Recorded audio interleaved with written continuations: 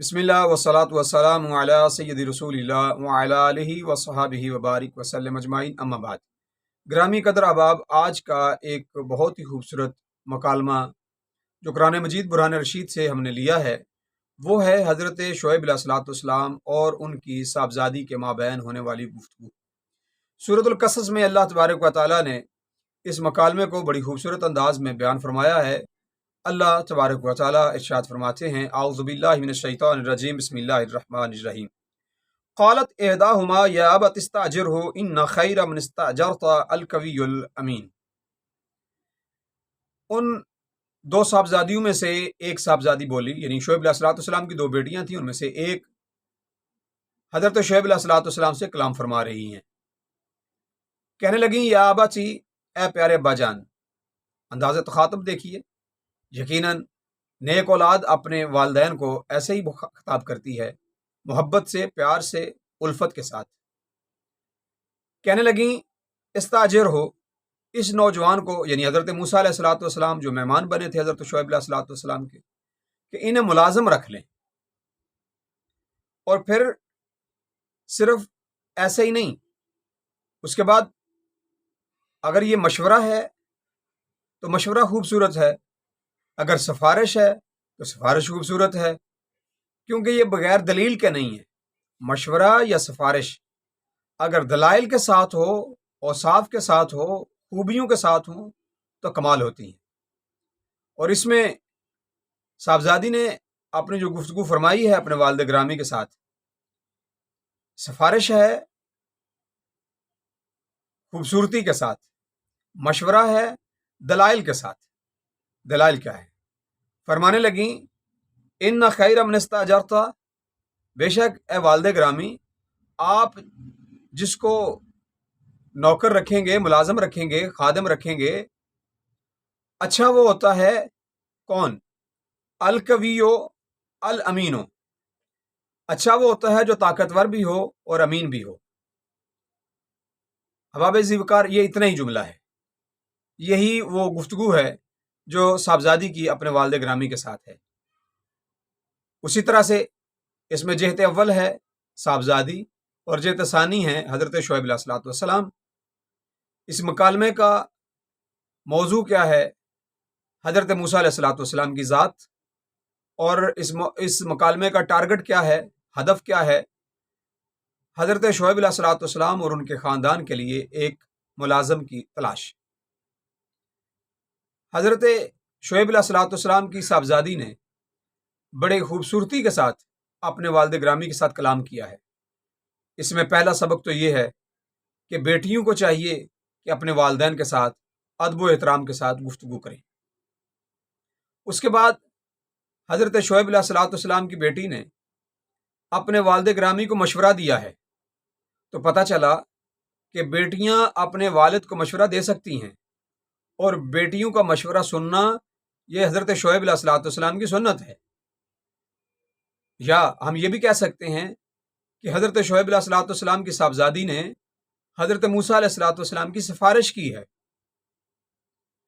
और सिफारिश के तौर पर या मशवरे के तौर पर सिर्फ ये नहीं है कि ये मूसा हैं, बल्कि उनके औसाफ बयान किए हैं कि ये कवी है और ये अमीन है।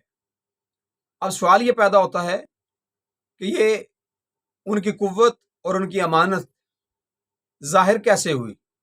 तो इससे पिछली जो आयात हैं उसके अंदर एक और वाक़या जिक्र है जो इसी मदियन का है।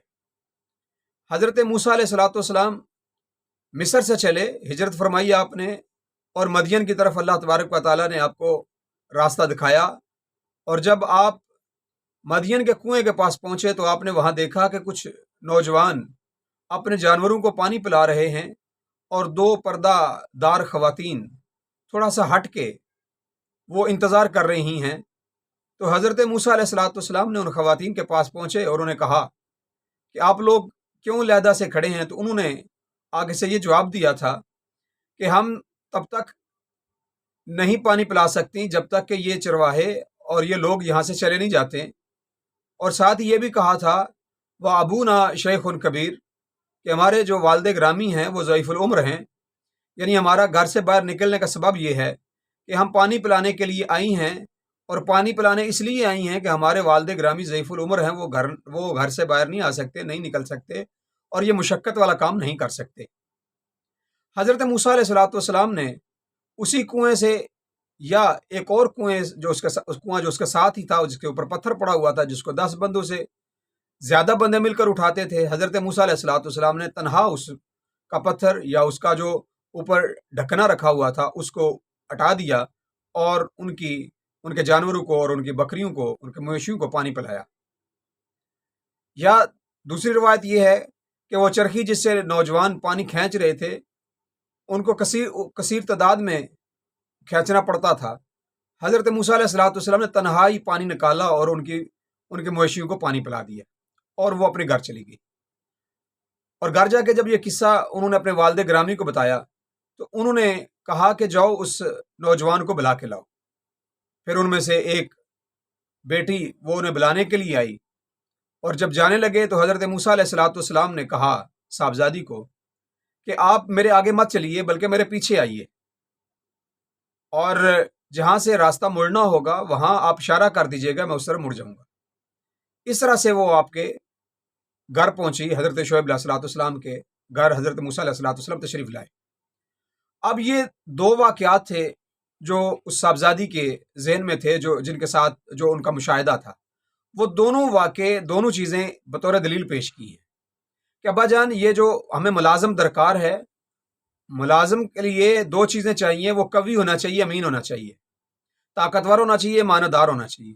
تو دونوں اوصاف میں نے اس نوجوان میں دیکھے ہیں۔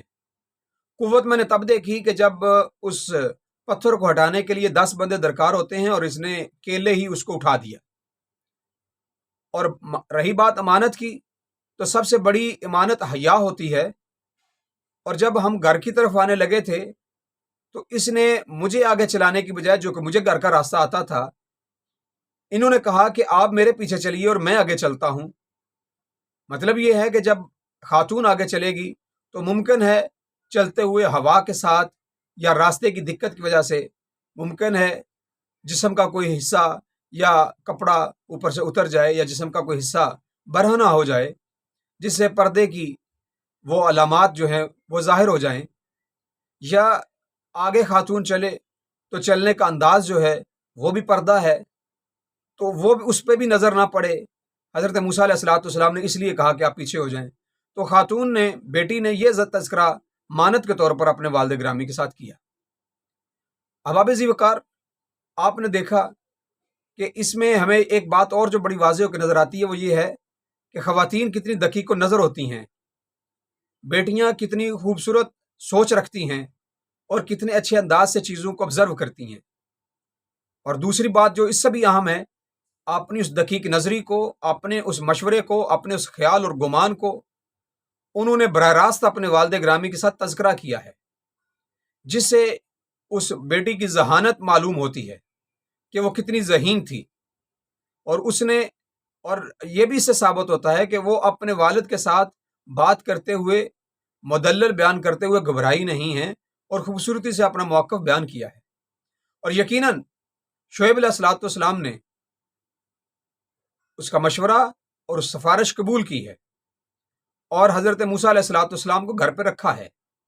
اس سے ہمیں یہ ثابت ہوتا ہے کہ بیٹیوں کا مشورہ مان لینا جو صحیح ہو، یہ نبیوں کی سنت ہے، اور بیٹیوں کا نیک مشورہ دینا یہ حضرت شعیب علیہ الصلوۃ والسلام کی بیٹیوں کی سنت ہے۔ اور ایک اور بڑی اہم بات جو ہمیں یہاں سے واضح ہوتی ہے، وہ یہ ہے کہ اگر آپ کو ملازم رکھنا پڑے تو کیسا رکھیں گے، وہ بھی یہ آیت بیان کر رہی ہے۔ آپ کو گھر کے لیے بندہ چاہیے، آپ کو اپنے کاروبار کے لیے بندہ چاہیے، تو اس میں 2 چیزیں دیکھنی چاہیے، قوی ہو، امین ہو۔ قوت ہو، امانت دار نہ ہو تو فائدہ نہیں، امانت دار ہو، طاقتور نہ ہو تو فائدہ نہیں۔ تو لہٰذا قوت بھی ہو، امانت دار بھی ہو، تو وہ ملازم کارخانے کے لیے، گھر کے لیے، دکان کے لیے، کاروبار کے لیے بہترین ہوگا۔ اگر ایک بندہ طاقتور ہے لیکن امانت دار نہیں تو آپ اس پر اعتماد نہیں کر سکتے۔ ایک بندہ امانت دار ہے لیکن اگر وہ کام نہیں کر سکتا تو آپ اس پر اعتماد نہیں کر سکتے۔ یقیناً ہمارے معاشرے میں یہ بھی ایک خامی ہے، اس خامی پر ہماری نظر ہونی چاہیے کہ ہم اپنے لوگوں کو دیکھتے ہیں مختلف جگہوں پر، مختلف دفاتر میں، وہاں پہ ہمیں لوگ کام جاننے والے ملتے ہیں لیکن امانت دار نہیں ملتے۔ لوگ کام جانتے ہیں، کام کرنا بھی جانتے ہیں، یعنی طاقت رکھتے ہیں کام کرنے کی، لیکن امانت دار نہیں ہے۔ اور یقیناً ہمیں چاہیے کہ ہم اپنے ارد گرد پر بھی نظر رکھیں اور اپنی اصلاح بھی کرتے رہیں اور اپنے معاشرے کی اصلاح بھی کرتے رہیں۔ اللہ تعالیٰ سے دعا ہے کہ ہمیں ہمیشہ قرآن و سنت کے مطابق زندگی بسر کرنے کی توفیق عطا فرمائے۔ السلام علیکم ورحمۃ اللہ وبرکاتہ۔